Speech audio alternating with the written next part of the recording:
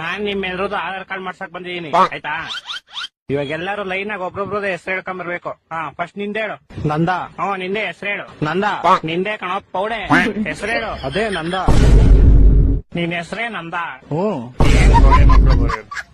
ಆಯ್ತು ಬಿಡು. ನಿನ್ನ ಹೆಸರೇನು? ನಿಂದ. ನಂದಲ್ಲ ಕಣ ನಿಂದು. ನಿಂದ. ಲೇ ಪೌಡೆಕ್ಕೆ ಬಾ. ನಿಂದು. ನಿನ್ನ ಹೆಸರೇನು? ಅದೇ ನಿಂದ. ಇವಾಗ ನಿನ್ ಹೆಸರು ನಿಂದ. ಯಾಕಂಡೆ ಗುರು ನಾನು. ಸರ್ ಬಿಡ.